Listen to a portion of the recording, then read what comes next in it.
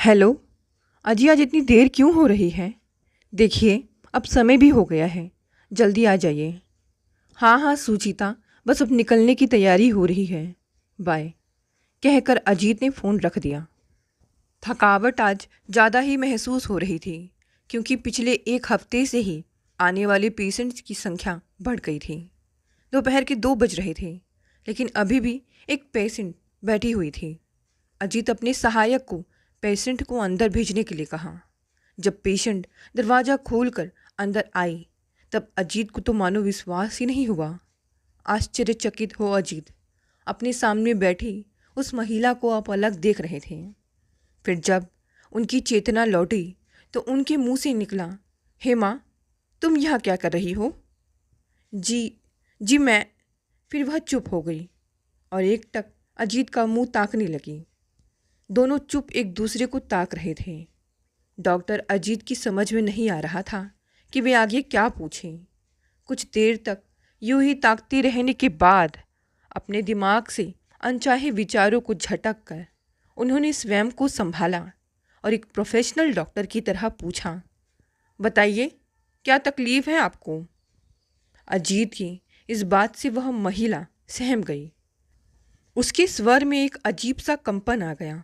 बोली, मुझे कोई बीमारी नहीं है, मैं केवल आपसे मिलने आई हूँ। बता कर आती तो आप मिलते नहीं, इसीलिए पेशेंट बनकर आई हूँ। क्या मेरी बात सुनने के लिए आप कुछ वक्त दे सकेंगे? उसके स्वर में याचना का भाव था। अजित नरम दिल आदमी थे, गुस्सा बहुत कम करते थे, गलत बात पर उत्तेजित अवश्य होते थे, परंतु अपने गुस्से को पी जाते थे। कभी तीखी प्रतिक्रिया व्यक्त नहीं करते थे। आज भी वे हेमा को देखकर विचलित हो गए थे। पुरानी यादें उनके मन में जहर की तरह पिघलने लगी थी, परंतु हेमा पर उन्हें गुस्सा नहीं आ रहा था, जबकि उस महिला ने ही उनके जीवन में 10 साल पूर्व जहर का समुद्र भर दिया था और वे धीरे धीरे उस जहर को पी रहे थे और न जाने कब तक पीते रहते। मगर आज अचानक वह स्वयं उनके सामने उपस्थित हो गई थी, फिर से उनके जहर भरे जीवन में हलचल मचाने के लिए। क्या मकसद था उसका? वह क्यों आई थी लौटकर उनके पास, जबकि अब उनका उस महिला से कोई वास्ता नहीं रह गया था। मन में एक बार आया कि मना कर दें, परंतु फिर सोचा, बिन बात किए उसके मकसद का पता नहीं चलेगा। उन्होंने किसी तरह अपने मन को शांत किया और बोले, यह मेरे घर जाने का समय है, क्या आप शाम को मिल सकती हैं? कितने बजे? उस महिला के स्वर में अचानक उत्साह आ गया। मैं आज शाम को क्लिनिक में ही रहूँगा, आप 6-7 बजे आ जाइएगा। ठीक है। उस महिला के मुंह पर पहली बार हल्की सी मुस्कुराहट आई। मैं ठीक 6 बजे आ जाऊँगी, कह वह उठ खड़ी हुई। उस महिला के जाने के बाद डॉक्टर फिर से विचारों के जंगल में खो गए। पल भर के लिए उन्हें याद ही नहीं आ रहा था कि उन्हें घर भी जाना है। अटेंडर ने याद दिलाया तो वे अपनी यादों की खोह से बाहर आए और फिर घर के लिए रवाना हो गए। घर पर पत्नी उनका इंतज़ार कर रही थी। बोली, आज कुछ ज़्यादा ही देर हो गई।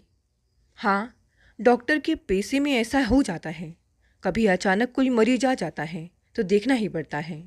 उन्होंने सामान्य ढंग से जवाब दिया और फिर हाथ मुंह धोकर खाने की मेज पर जा बैठे।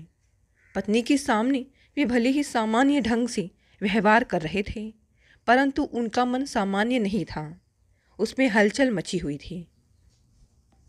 कई सालों बाद शांत झील की सतह पर किसी ने पत्थर फेंक दिया था। यह पत्थर का कोई छोटा टुकड़ा नहीं था। उन्हें लग रहा था जैसे पानी के नीचे किसी ने पहाड़ का एक बड़ा हिस्सा ही लुढ़का दिया हो। खाना खाकर डॉक्टर अजीत ने पत्नी से कहा, आज मैं कुछ थका हुआ हूँ, आराम करूँगा, तुम डिस्टर्ब मत करना। पत्नी ने संशय से उनके चेहरे की तरफ देखा। तबीयत ठीक नहीं है क्या? सिर दर्द हो तो बाम लगा दूँ? नहीं, ऐसी कोई बात नहीं है, बस आराम करना चाहता हूँ, कहकर वे बेडरूम में घुस गए।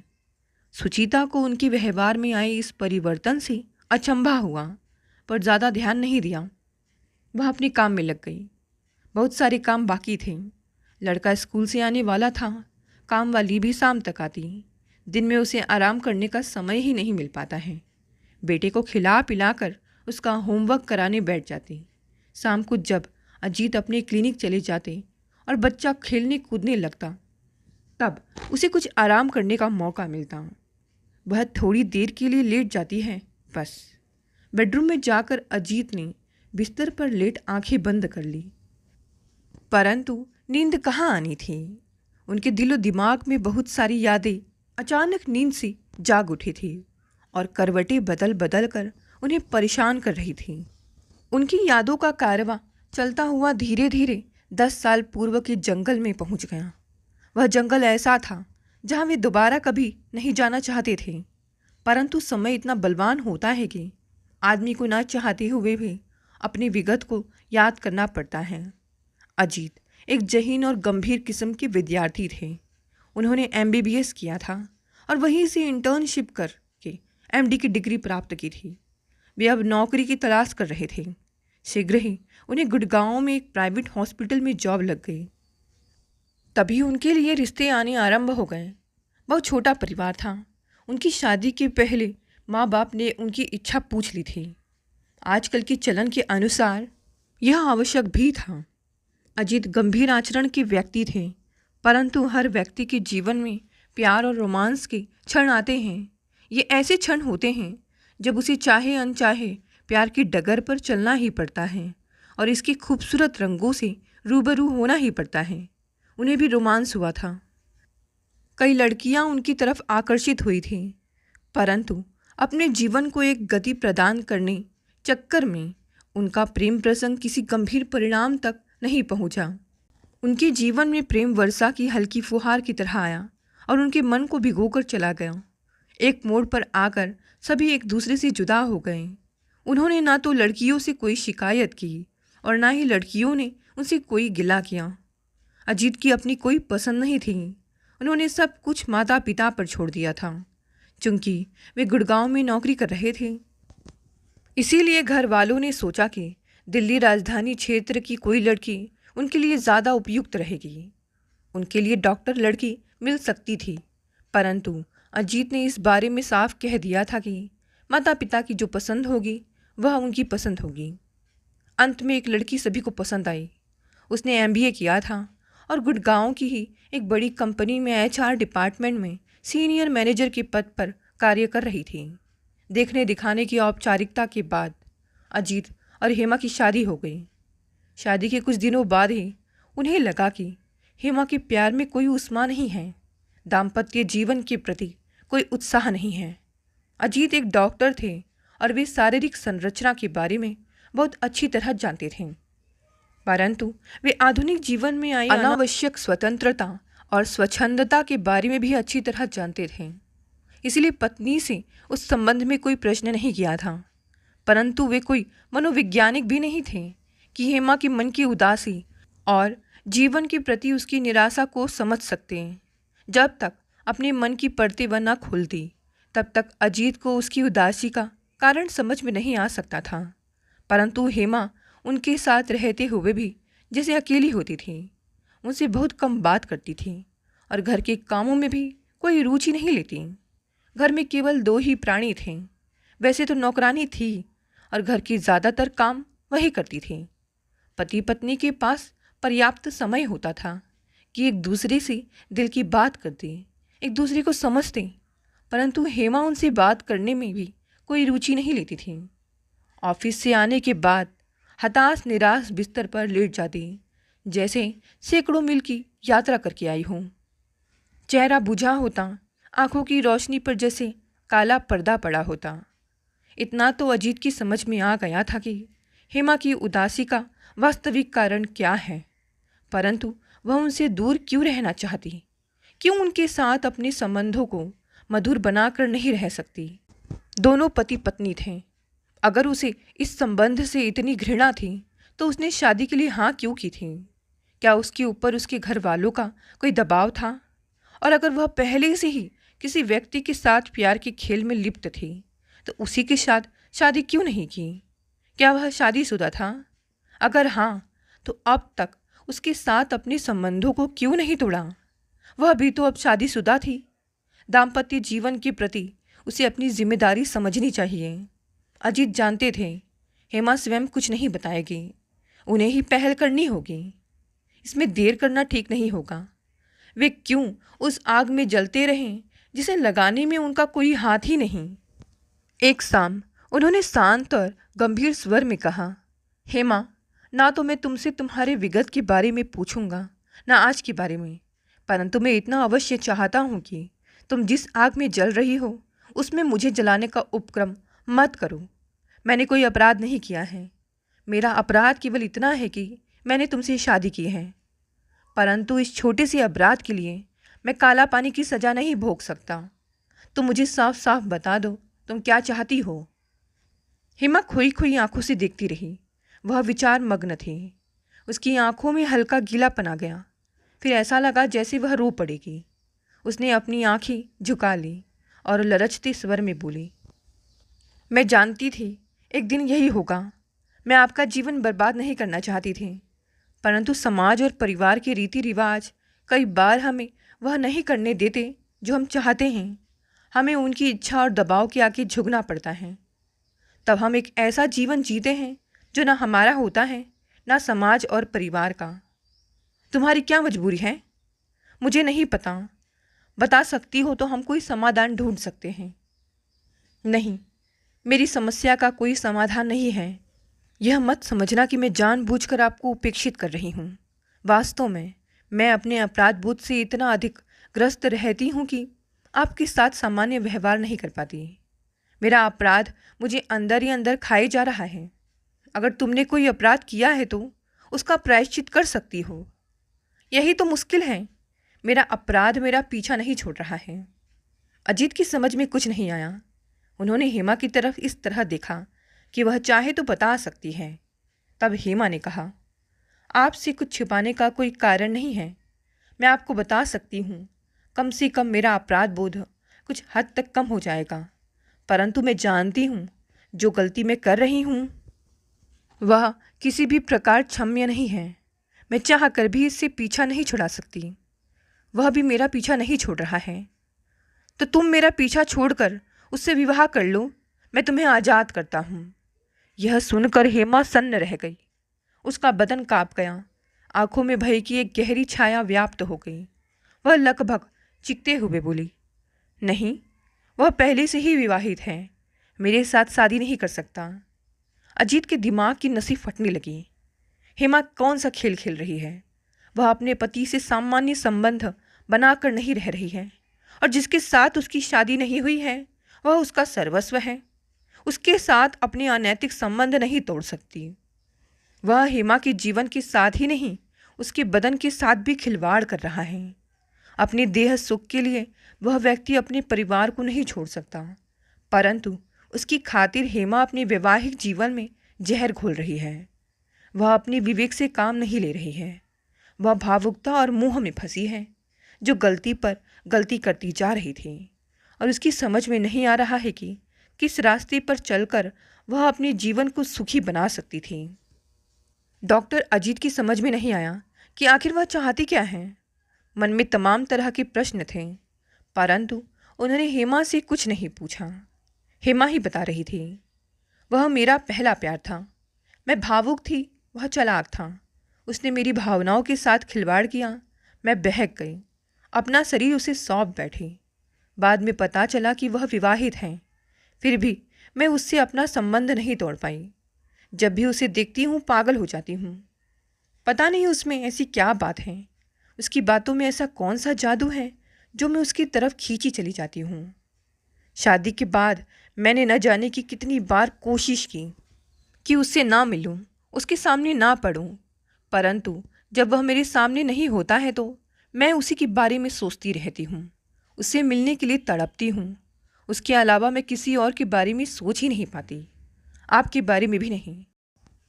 मैं आपके साथ हूँ, परंतु मेरा मन उसके पास होता है। मैं जानती हूँ कि मैं आपके प्रति निष्ठावान नहीं हूँ। विवाहित जीवन की ईमानदारी से परे मैं आपके साथ छल कर रही हूँ, परंतु मेरा अपने मन पर कोई नियंत्रण नहीं है। मैं एक कमज़ोर नारी हूँ, यही मेरा अपराध है। कोई भी पुरुष या नारी कमज़ोर नहीं होता। हम केवल भावुकता और प्रेम का बहाना बनाते रहते हैं। दुनिया में हम बहुत सारी चीज़ें छोड़ देते हैं। हम माँ बाप को त्याग देते हैं, अपने सगे संबंधियों को छोड़ देते हैं और भी बहुत सी प्रिय चीज़ों को जीवन में त्याग देते हैं। तब फिर भी किसी बुराई को हम क्यों नहीं छोड़ सकते? क्या बुराई में ज़्यादा आकर्षण होता है इसलिए? मैं नहीं जानता तुम्हारे साथ क्या कारण था। शादी के बाद तुमने उससे दूर रहने की कोशिश क्यों नहीं की?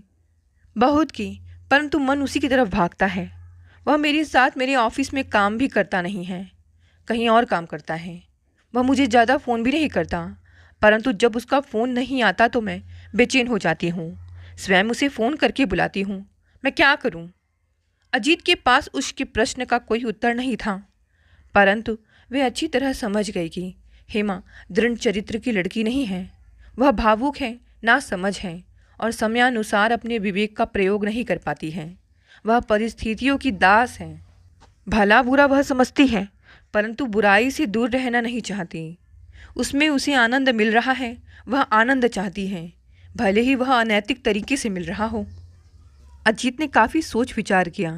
ऐसी परिस्थिति में उनके पास बस दो ही ऑप्शन थे। हेमा को पूरी तरह से आज़ाद कर दें ताकि वह अपने ढंग से अपनी ज़िंदगी निर्वाह कर सके, या फिर उसे अपने साथ रखकर उसका किसी मनोवैज्ञानिक से इलाज करवाएं। यह स्थिति उनके लिए काफ़ी कठिन होती। वे तिल तिल कर घुटते और हेमा का छल उनके मन में एक कांटे की तरह आजीवन खटकता रहता। फिर भी हेमा को सुधरने का मौका देकर वे महान बन सकते थे। वे इतने दयालु तो थे ही, परंतु सब कुछ करने के बाद भी अगर वह ठीक नहीं हुई तो तब वे अपने आप को किस प्रकार संभाल पाएंगे? पत्नी के पर पुरुष से संबंध कितने कष्टदायी होते हैं, यह केवल डॉक्टर अजीत समझ रहे थे। यह एक ऐसी सजा होती है जो मनुष्य को ना तो मरने देती है और ना ही जीने। अजीत ने कहा, तुम क्या चाहती हो? सब कुछ मैं तुम्हारे ऊपर छोड़ता हूँ। अगर तुम अपने को सुधार सको तो मैं तुम्हें अपने साथ रखने को तैयार हूँ, अगर नहीं तो तुम मेरी तरफ से स्वतंत्र हो, जो चाहे कर सकती हो। हेमा ने निर्णय लेते हुए कहा, मैं प्रयास करती हूँ। हालांकि आपसे रिश्ता तय होने के बाद भी मैंने प्रयास किया था और आपसे शादी होने के बाद भी मैं उसके साथ अपना संबंध तोड़ने की जद्दोजहद करती रही हूँ। यही कारण था कि मैं घर में आपसे सामान्य व्यवहार न कर सकी। देखती हूँ शायद मैं उससे छुटकारा पा सकूँ। दोनों का रिश्ता कुछ दिन तक टूटने से बच गया। हेमा ने अपने ऑफिस से लंबी छुट्टी ले ली ताकि वह उस व्यक्ति से दूर रह सके, परंतु आधुनिक युग के संचार माध्यमों के कारण आदमी की निजता काफ़ी हद तक समाप्त हो गई है। हेमा ने कोशिश की कि वह घर के कामों में अपने को व्यस्त रखे, टीवी देखकर अपने मन को इधर उधर भटकने से रोके और पुस्तकें पढ़कर समय गुजारे, परंतु मोबाइल की दुनिया में उसके लिए यह संभव नहीं था। उस व्यक्ति का पहली बार फ़ोन आया तो उसने नहीं उठाया। उसने एसएमएस किया तो भी ध्यान नहीं दिया, परंतु कब तक? लगातार कोई फ़ोन करे, एसएमएस करे तो दूसरा व्यक्ति उससे बात करने के लिए बाध्य हो ही जाता है। उसने बात की तो उधर से आवाज़ आई, क्या बात है, क्या हो गया है तुम्हें? ना फ़ोन उठाती हो ना स्वयं फ़ोन करती हो। कोई जवाब नहीं। आखिर हो क्या गया है तुम्हें? स्वर में अधिकार भाव था। अनिश, तुम समझने की कोशिश क्यों नहीं करते? अब मैं शादीशुदा हूँ। मेरे लिए अब इस संबंध को आगे कायम रख सकना संभव नहीं है। उधर कुछ देर चुप्पी रही, फिर स्वर उभरा, अच्छा एक बार मिल लो फिर मैं सोचूंगा। पक्का तुम मेरा पीछा छोड़ दोगे? हेमा चहक कर बोली। हाँ, उधर से भी प्रसन्नता भरी आवाज़ आई। मैं तुम्हें इसी तरह चहकते हुए देखना चाहता हूँ। दिन का समय था। अजीत अपने हॉस्पिटल में थे। हेमा के पास काफ़ी समय था। वह तैयार होकर गई, परंतु जब उस व्यक्ति से मिलकर लौटी तो वह खुश नहीं थी। वह अंदर से टूटी हुई थी, रो रही थी, परंतु उसका रोना किसी को दिखाई नहीं दे रहा था। रात में अजीत को बिना बताए पता चल गया कि हेमा के साथ दिन में बहुत कुछ घट चुका है। वह शोक जैसी स्थिति में थी। पूछा, तुम उसके पास गई थी? हेमा खुद को रोक नहीं सकी, फफक कर रो पड़ी। अब जो चाहे मुझे सजा दे, मैं आपकी गुनहगार हूँ, परंतु सच यह है कि मैं उसे नहीं छोड़ सकती और ना ही वह मुझे छोड़ सकता है। तो फिर तुम मुझे छोड़ दो। अजीत ने अंतिम निर्णय लेते हुए कहा। हेमा ने कोई उत्तर नहीं दिया, बस भीगी आंखों से अजीत के चेहरे को देखती रही। अजीत समझ नहीं पा रहा था हेमा किस तरह की औरत है, उसके मन में क्या है, क्यों वह जानबूझकर आग में कूद रही है। कोई इस तरह अपने जीवन को बर्बाद करता है क्या?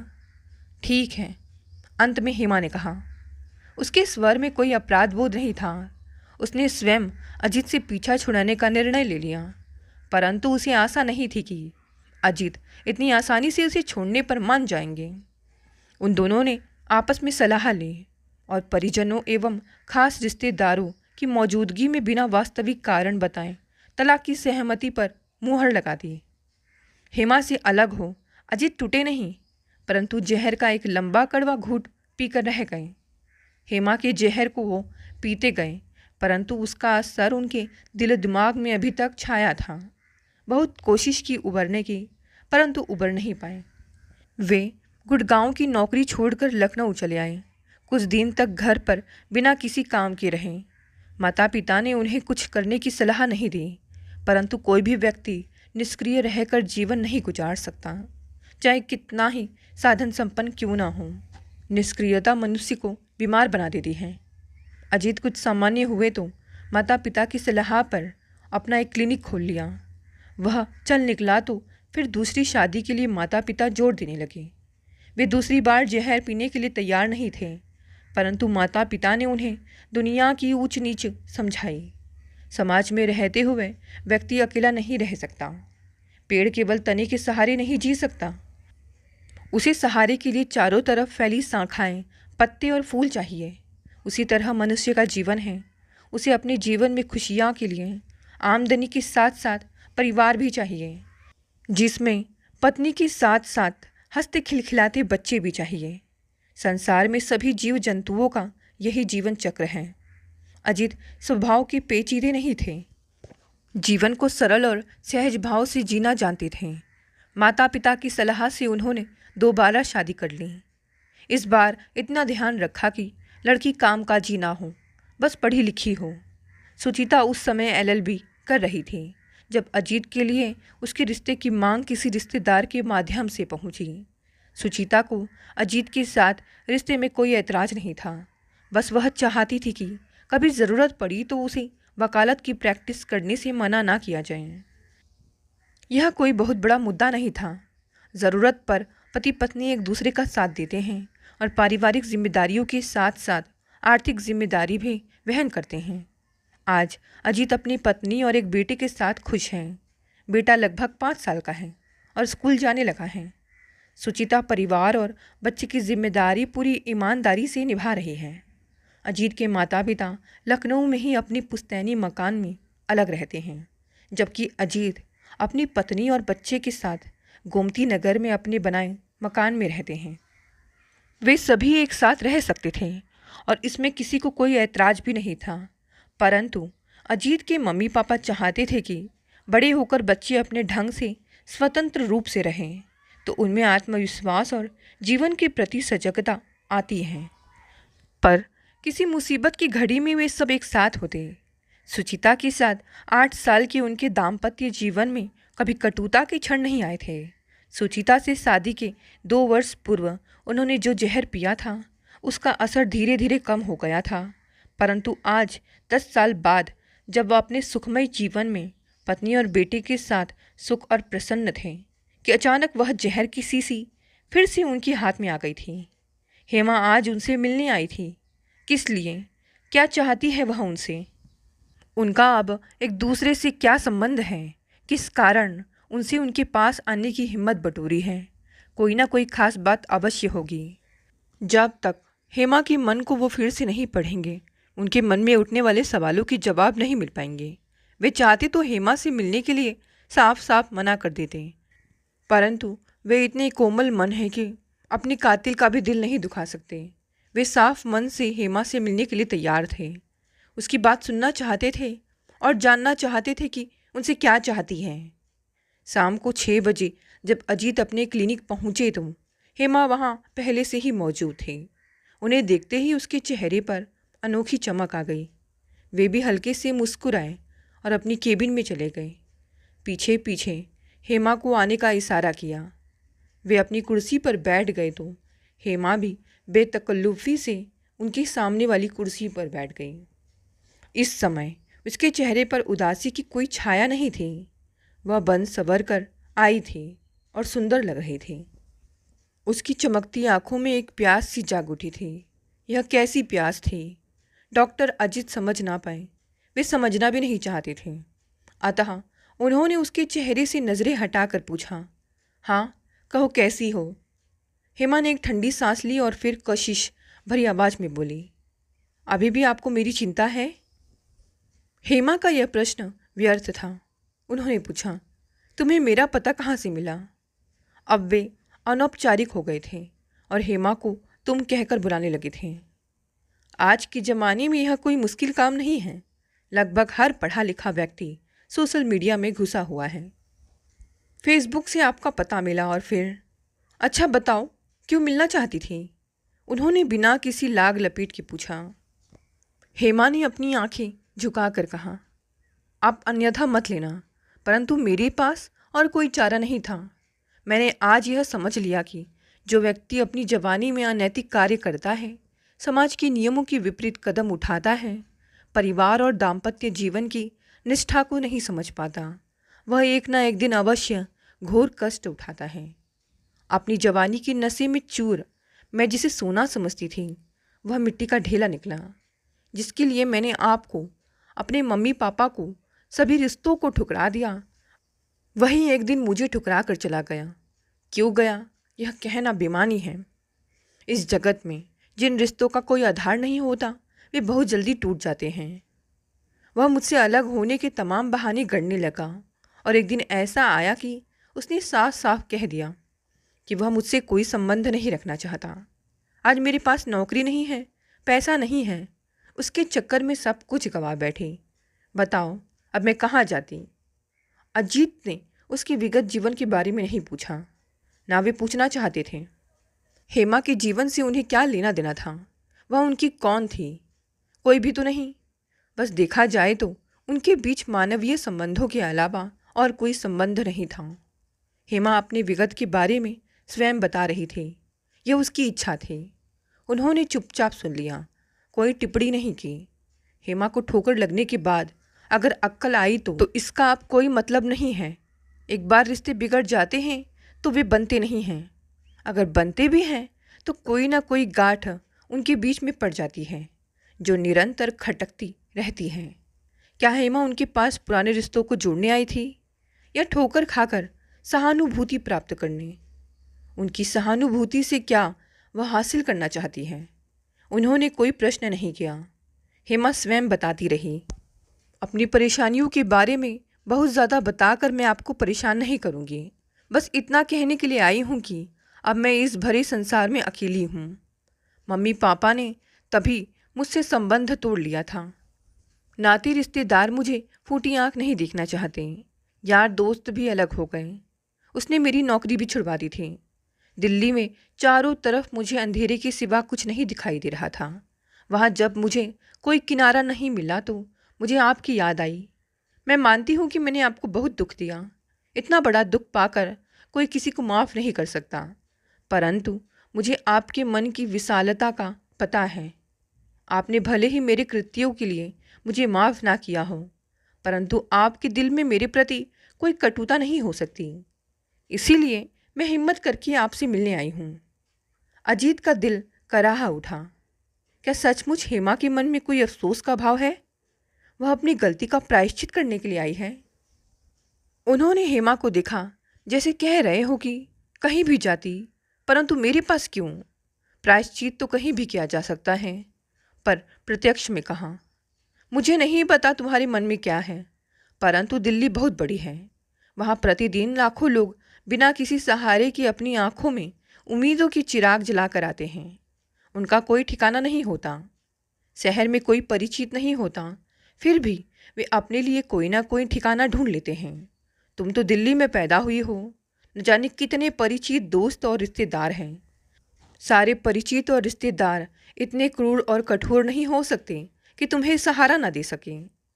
ना भी देते तो तुम स्वयं इतनी पढ़ी लिखी हो, सक्षम हो, अपने पैरों पर खड़ी हो सकती थी।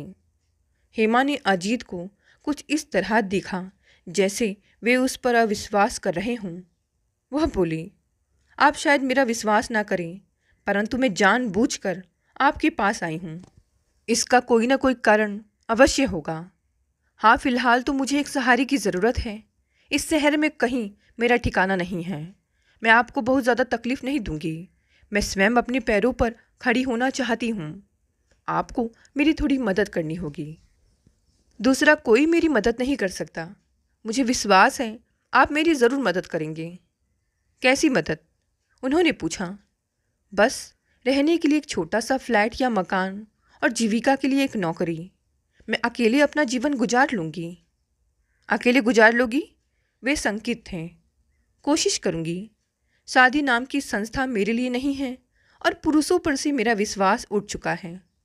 अजीत ने उसकी इस बात का कोई जवाब नहीं दिया, परंतु वे अच्छी तरह जानते थे कि पुरुषों पर से उसका विश्वास नहीं उठना चाहिए।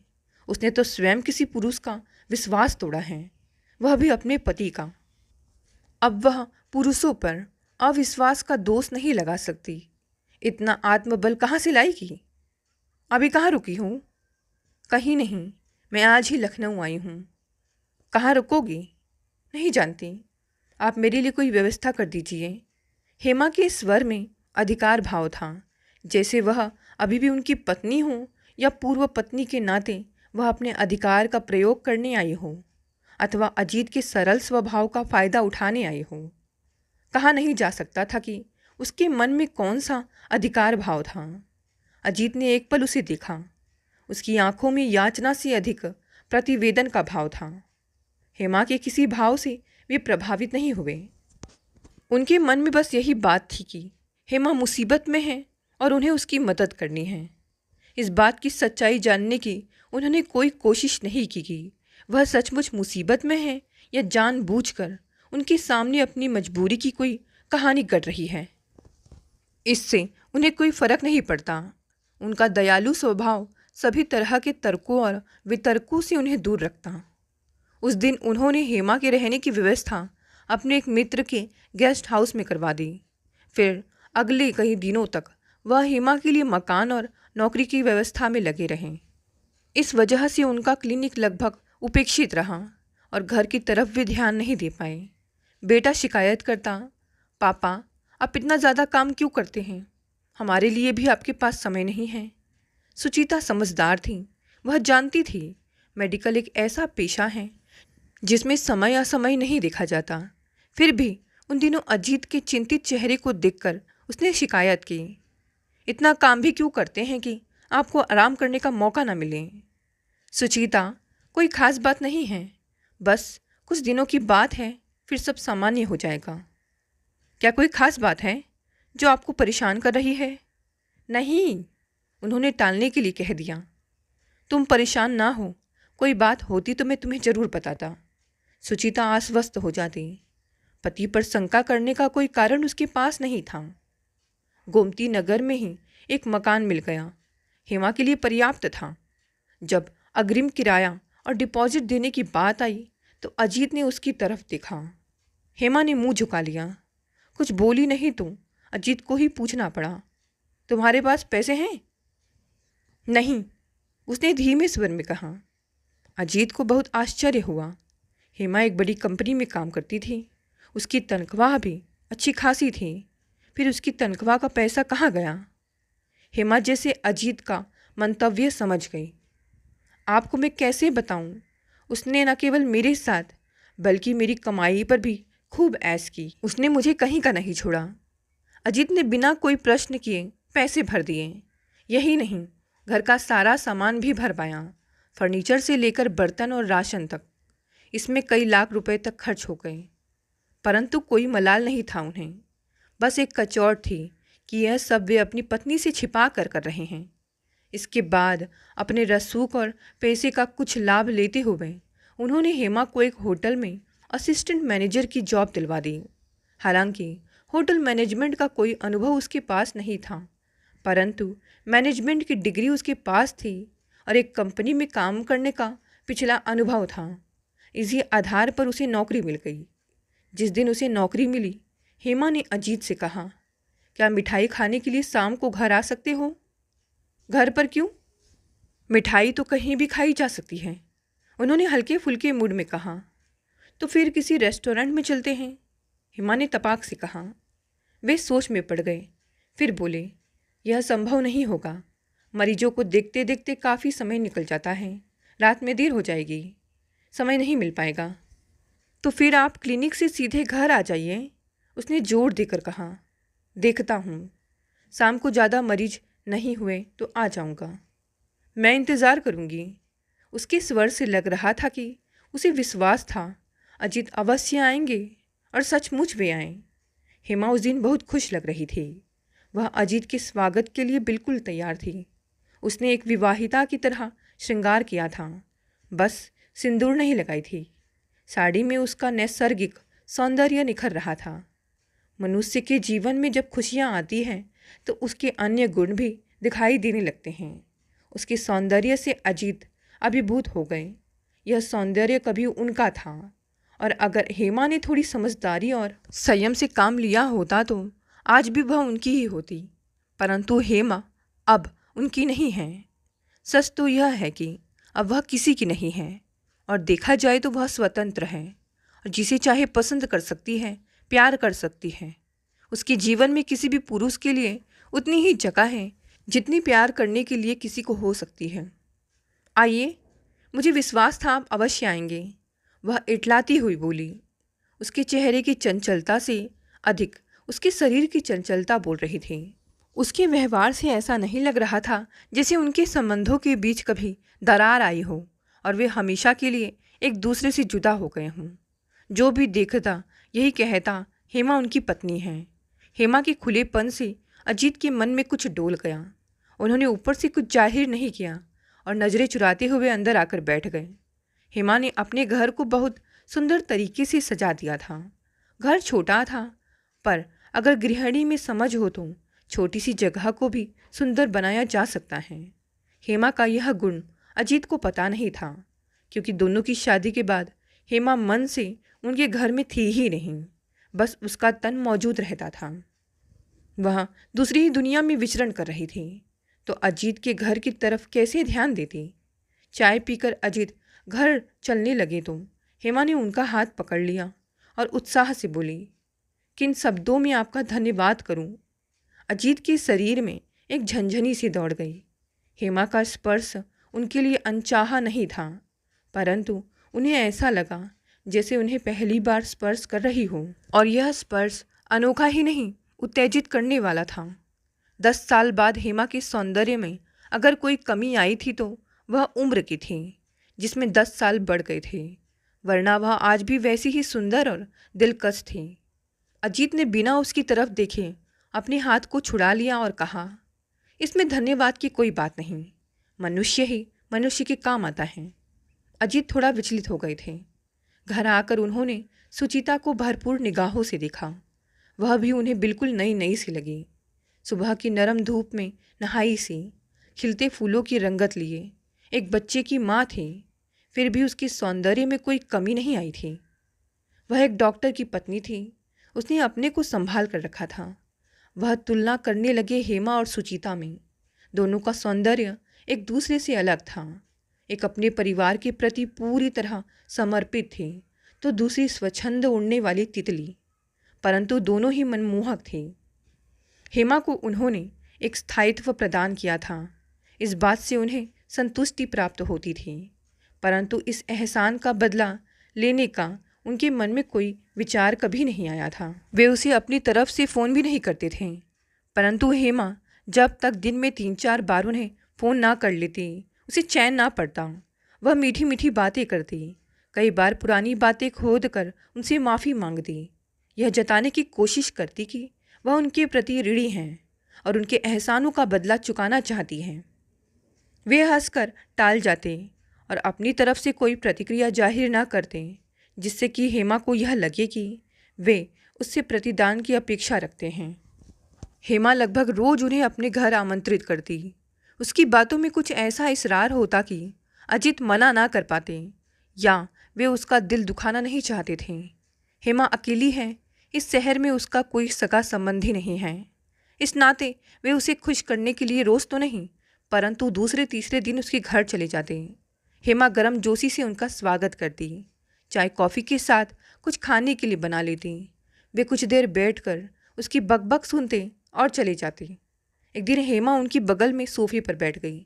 वह चौंक से गई और हल्का सा खिसक कर अपने बदन को सिकोड़ लिया। वह हंसकर बोली, आप मुझसे इतना दूर क्यों जाकर बैठ गए? आखिर मैं आपकी पत्नी रह चुकी हूँ। अभी भी हमारे रिश्ते में आत्मीयता है, इतनी दूरी क्यों? अजीत उसकी बात का क्या जवाब देते, बस इतना ही कहा, मैं ठीक हूँ। परंतु मैं ठीक नहीं हूँ। वह फिर से उनकी तरफ खिसक गई। मेरे मन में अपराध बोध है। मैंने आपको कितने दुख दिए हैं। आपने कभी मुझे ना तो डांटा ना मारा पीटा। सहज भाव से आप सब कुछ सहते गए। मैं तब भी इस बात को नहीं समझ पाई कि आप जैसे शरीफ इंसान को कष्ट देकर मैं अपने जीवन को नरक बना रही हूँ। तब अगर आपने मेरे साथ सख्ती की होती, डांटा होता, तो मैं आपको छोड़ने की गलती कभी नहीं करती। मैं अपने अपराध बोध से कैसे छुटकारा पाऊँ? उन्हें क्या पता वह अपने अपराध बोध से कैसे छुटकारा पा सकती थी। यह उसका निजी मामला था। इसमें वे हेमा की क्या मदद कर सकते थे? मैं लखनऊ इसलिए नहीं आई थी कि आपके माध्यम से कोई नौकरी प्राप्त कर लूं और हंसी खुशी जीवन व्यतीत करूं। यह काम तो मैं दिल्ली में रहकर भी कर सकती थी। जो नौकरी छोड़ दी थी वही प्राप्त कर लेती या दूसरी कर लेती। इसमें कोई परेशानी नहीं थी। आज उसने अपने दिल की बात कही थी। अजीत चौंक गए। तो क्या वह केवल उनके लिए यहाँ आई थी? उसे कोई दुख और परेशानी नहीं थी? अच्छा तो फिर? उन्होंने असहज भाव से पूछा। वे आगे बहुत कुछ पूछना चाहते थे पर नहीं पूछा। वे जानते थे कि उनके बिना पूछे ही वह सब कुछ उन्हें बता देगी। हेमा का स्वभाव बहुत चंचल था। वह बहुत दिनों तक कोई बात अपने मन में छिपा कर नहीं रख सकती थी। हेमा ने अपना दायां हाथ उनकी बाईं जांघ पर रख दिया और उसे हौले हौले से सहलाने लगी। अजीत को इस बात का भान नहीं हुआ था। वे अन्य विचारों में खोए थे। जब तक आदमी को दुख नहीं मिलता वह दूसरों के दुख को नहीं महसूस कर पाता। जब उसने मुझे ठुकरा दिया तो मुझे एहसास हुआ कि मेरी बेवफाई से आपको कितना मानसिक कष्ट हुआ होगा। जब मेरा दिल तार तार हुआ और मैं दुनिया को मुंह दिखाने लायक नहीं रही तो लगा जैसे मेरे लिए डूब मरने के अलावा और कोई रास्ता नहीं है। फिर मैंने सोचा, मेरे कारण आपने इतना दुख सहा, मेरा दिया सारा जहर पी गए, विष पाई बन गए, तो फिर मैं जीकर दूसरों के दिए जहर क्यों नहीं पी सकती? मैंने तय किया कि अगर आप मिल गए और आपने मुझे क्षमा कर दिया तो मेरा दुख कम हो जाएगा। अब आप मुझे मिल गए और मैं देख रही हूँ कि मेरे प्रति आपके मन में कोई कटुता नहीं। इससे न केवल मेरा दुख कम हुआ बल्कि मैं सुख के सागर में डूबने उतराने लगी। जीवन के प्रति मेरा मोह बढ़ गया है। मैं बहुत कुछ पा लेना चाहती हूँ, वह भी जो बहुत पहले मेरी नादानी के कारण मेरे हाथों से फिसल गया था। अजीत चुपचाप उसकी बातें सुनते जा रहे थे। आपने मेरे अपराध क्षमा कर दिए, मेरे दुख हर लिए, परंतु मेरा प्रायश्चित अभी भी बाकी है। वह क्या? अजीत ने अपनी निगाहों को उठाकर हेमा की आंखों में देखा। उसकी आंखें भीगी थीं। इसके बावजूद उनमें अनोखी चमक थी, जैसे उसे विश्वास था कि उसकी कोई बात अजीत नहीं टालेंगे। हेमा ने भावुक होकर उनके दोनों हाथ पकड़ लिए। मैं जानती हूँ आप बहुत बड़े दिल के आदमी हैं, इसीलिए आपसे याचना कर रही हूँ। मेरा प्रायश्चित यही है कि मैं जीवन भर आपके साथ रहूँ। अजीत को एक झटका सा लगा। उन्होंने अपने हाथ छुड़ा लिए और उठकर खड़े हो गए। क्या? वह भी उठकर खड़ी हो गई। आप इस तरह क्यों चौंक गए? मैंने कोई अनहोनी बात नहीं की है। इस दुनिया में बहुत सारे लोग बिना शादी के एक दूसरे के साथ रहते हैं। मानती हूँ मेरा आप पर कोई हक नहीं है, परंतु मैं अपना पूरा जीवन आपके लिए समर्पित करना चाहती हूँ। अजीत की आवाज़ लड़खड़ा गई। यह कैसे संभव हो सकता है? जिस प्रकार आप मेरे दिए कष्ट का जहर पीकर रह सकते हैं, उसी प्रकार खुशी खुशी मेरे साथ रह सकते हैं। मैं आपके प्रति समर्पण चाहती हूँ। किसी और चीज़ की मुझे आपसे कोई अपेक्षा नहीं है। मैं आपसे कोई और हक नहीं मांगूंगी, न बच्चों की कामना, न संपत्ति का अधिकार। मुझे बस आपका साथ चाहिए। अजीत का दिमाग चकरा गया। वे एक डॉक्टर थे, सुलझे हुए व्यक्ति थे। कठिन और विपरीत परिस्थितियों में भी नहीं घबराते थे। जब पर पुरुष के साथ हेमा के संबंधों का उन्हें एहसास हुआ था, तब भी वे इतना विचलित नहीं हुए थे। सोचा था कि इस स्थिति से किसी तरह निपट लेंगे, परंतु आज उन्हें लग रहा था कि इस स्थिति से कुदरत भी नहीं निपट सकती। हेमा जो चाहती थी वह कभी पूरा नहीं हो सकता था। कम से कम उनके लिए यह असंभव था। एक बार उन्होंने विष पिया था, परंतु दूसरी बार नहीं पी सकते थे, जानबूझकर तो कतई नहीं। हेमा उनके बदन से सट गई, लगभग उन्हें अपनी बाहों में समेटती हुई बोली, देखिए, मना मत कीजिएगा, मैं बड़ी उम्मीदों से आपके पास आई हूँ। मेरा यहाँ आने का यही एक मकसद था कि पूरा जीवन आपके चरणों में समर्पित करके मैं अपनी गलतियों से छुटकारा पा सकूँगी। मेरे अपराधों का प्रायश्चित हो जाएगा। आपके सिवा अब मैं किसी और को नहीं चाह सकती। अगर आप मुझे नहीं स्वीकार करेंगे तो भी मैं जीवन भर अविवाहित रहकर आपका इंतज़ार करूँगी। उसकी आवाज़ में बेबसी की गिड़गिड़ाहट भरती जा रही थी और ऐसा लग रहा था जैसे हेमा जमाने भर की सताई हुई औरत हो। अजीत ने उसे नहीं संभाला तो वह टूट जाएगी, बर्बाद हो जाएगी। परंतु अजीत को हेमा की गिड़गिड़ाहट, उसका रोना प्रभावित नहीं कर पा रहा था। उनके दिमाग की नसें फट रही थी। उन्हें लग रहा था चारों ओर धमाके हो रहे थे। यह दिवाली या किसी शादी ब्याह के मौके पर होने वाले आतिशबाजी के धमाके नहीं थे। यह उनके जीवन को तहस नहस करने वाले धमाके थे। हड़बड़ाहट में वे बाहर जाने के लिए मुड़े। हेमा ने उन्हें पकड़ लिया। वे ठिठक गए।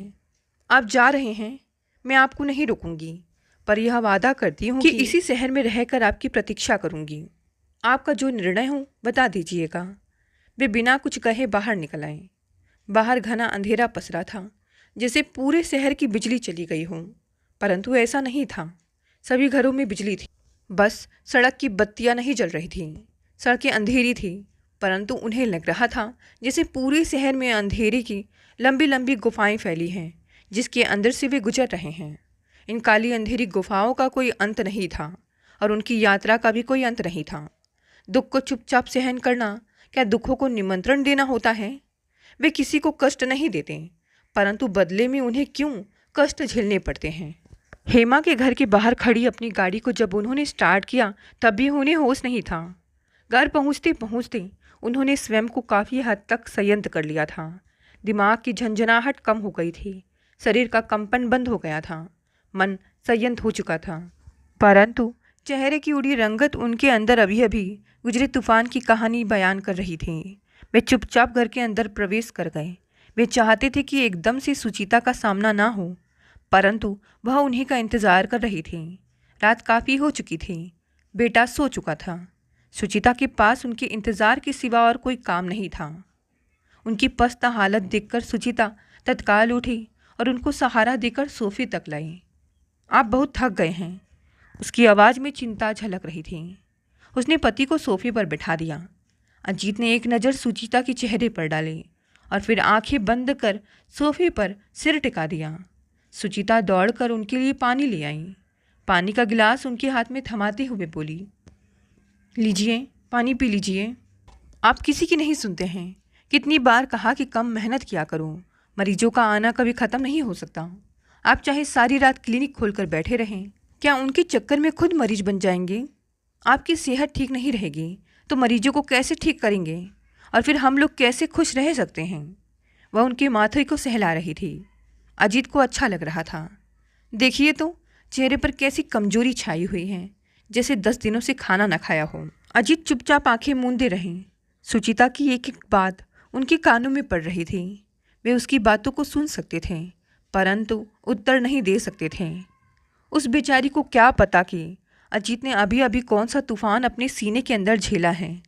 वह कभी नहीं समझ पाएगी, क्योंकि जो कुछ उनके साथ हुआ है उसके बारे में सुचिता को बताकर वह उसकी खुशी को नहीं छीन सकते थे। सुचिता का इस प्रसंग में कोई हाथ नहीं था।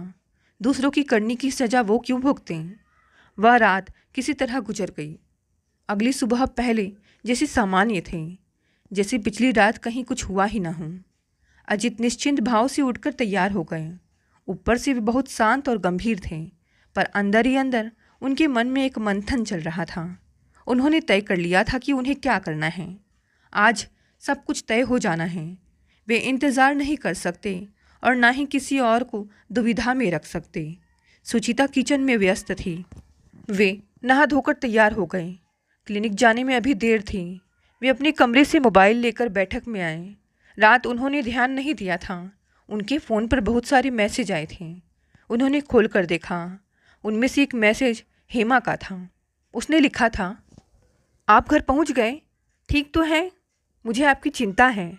उन्होंने उसी मैसेज का उत्तर दिया, मैं ठीक हूँ और उम्मीद करता हूँ तुम भी ठीक होगी। हेमा, मैंने अपने जीवन में बहुत जहर पिया है। मैं सचमुच विष पाई हूँ। यह जहर किसके कारण मैंने पिया, इन सब बातों पर जानने का अब कोई औचित्य नहीं है। मैं तुमसे केवल इतना कहना चाहता हूँ कि अब और ज़्यादा जहर पीने की क्षमता मुझ में नहीं है। मेरी सहनशीलता समाप्त हो चुकी है। अब अगर मैंने एक भी बूंद जहर पिया तो मैं मर जाऊंगा। एक बात और जान लो, मैंने तुम्हारी दयनीय स्थिति को देखकर तुम पर रहम कर लिया, क्योंकि जमाना मैंने भी देखा है। एक अकेली औरत का यूं भटकना खतरनाक हो सकता है। अब तुम अपनी ज़िंदगी अपने हिसाब से देखो। आशा है तुम मेरा आशय समझ गई होगी। मुझे अपनी पत्नी और बेटी से बहुत बहुत बहुत प्यार है और मैं शांतिपूर्वक उनके साथ जीना चाहता हूँ। मुझे जीने दो। मेरी तुम्हारे लिए नेक सलाह है कि अब तुम भी भागना छोड़ दो और किसी अच्छे लड़के के साथ घर बसाकर खुशी से जीवन व्यतीत करो। अब मुझसे मिलने का प्रयास ना करना। अजीत। हेमा को मैसेज भेजने के बाद एक भारी बोझ उनके मन से उतर गया। उनके मन में अब कोई संशय और चिंता नहीं थी। उनको ऐसा लग रहा था जैसे उनके अंदर जो विष का घड़ा 10 साल से रिस रिस कर बह रहा था, वह अचानक फूट कर बह गया और उसका जहर उनके शरीर के बाहर फैल गया। अब वह उनके शरीर पर असर नहीं कर रहा था। तभी मुस्कुराती हुई सुचिता नाश्ता लेकर आ गई। बोली, आइए नाश्ता कर लीजिए। वह नहा धो चुकी थी। साधारण कपड़ों में भी किसी परी सी लग रही थी। उन्होंने एक प्यारी मुस्कुराहट के साथ सुचिता को देखा, फिर मन ही मन खुश होते हुए डाइनिंग टेबल पर जा बैठे। दोस्तों, ये कहानी यहीं समाप्त हो गई। कहानी पसंद आई तो इसे लाइक शेयर कमेंट करें। नए हैं तो चैनल को भी सब्सक्राइब कर लें। धन्यवाद दोस्तों। मिलते हैं अगली नई कहानी से।